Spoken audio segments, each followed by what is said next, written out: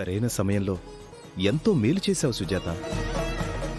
ఎదురైన పెద్ద పెద్ద గండాలు పక్కకి జరిగిపోయాయి. ఇక మీదట ఆనందాలే తప్ప ఆవేదనలు, ఆందోళనలు ఉండవు.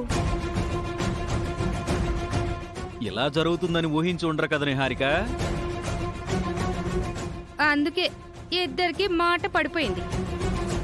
ఈ ఇంటి వారసురాలొస్తే అందరితో పాటు మాకు ఆనందమే కదా. ఎందుకు మమ్మల్ని ఆడిపోసుకుంటారు?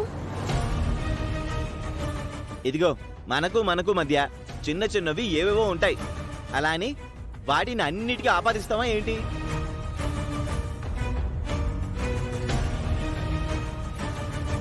ఇక నుంచి అందరం కలిసిమెలిసి ఉందాం.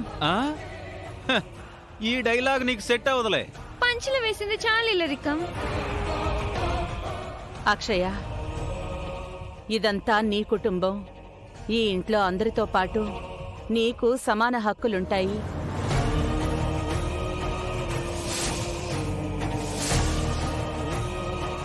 చెప్పాలంటే అందరినీ మించి ఓ వాటా ఎక్కువే ఉంటుంది.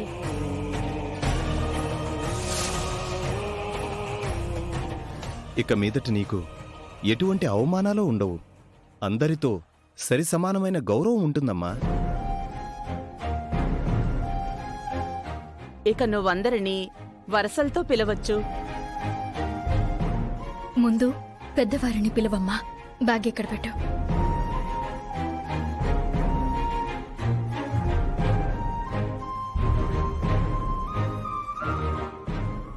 తాతయ్య, నానమ్మ, నన్ను ఆశీర్వదించండి.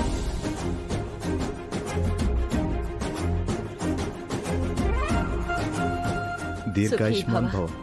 లే తల్లి. లేమ్మా.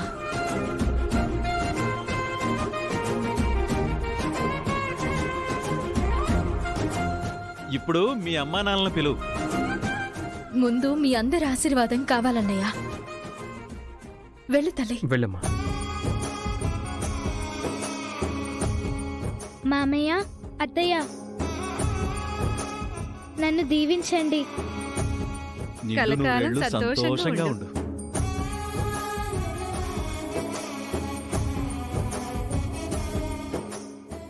నీ నమస్కారాలేం నాకొద్దు.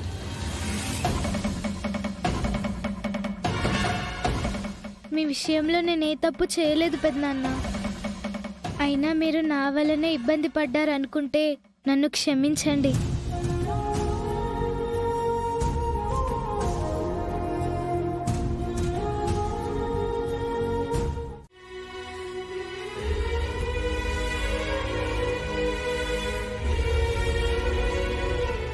మీరు కోరుకున్న జాతకంతో మీ ఇంట్లో కోడలుగా అడుగు పెట్టలేకపోయాను. కానీ నా బిడ్డ రూపంలో ఆ జాతకాన్ని ఇచ్చాను.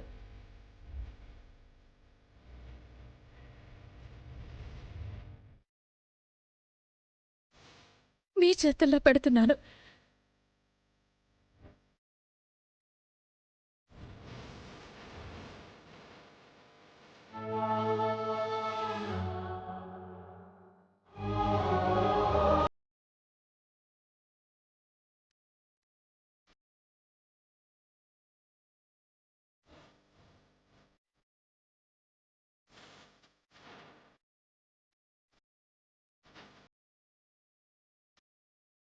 అందరూ వినండి.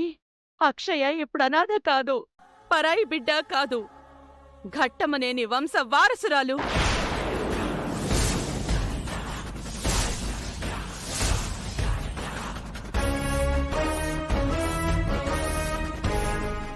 ఘట్టమనేని వేదవతి మనవరాలు. ఇక మీదట అందరూ నాకిచ్చే గౌరవాన్నే అక్షయకి కూడా ఇవ్వాలి. అక్షయని అవమానిస్తే నన్ను అవమానించినట్టే. అందరూ గుర్తుంచుకోండి, ఇదే నా వాక్కు.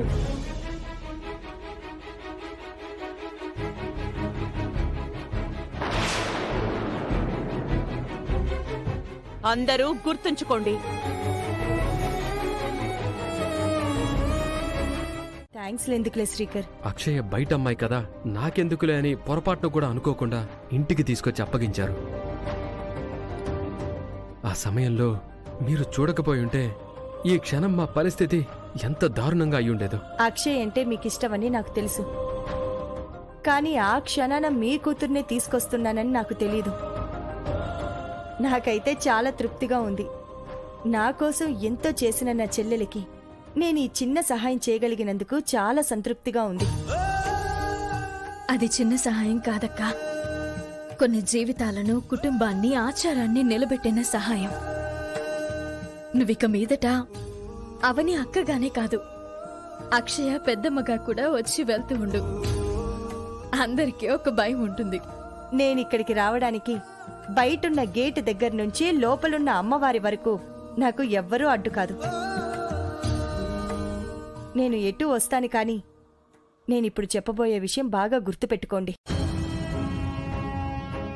ఇల్లలగ్గానే పండగ అయిపోదు అన్నట్టు మీ కూతురు రాగానే మీ కథ సుఖాంతం అయిపోయిందని అనుకోకండి.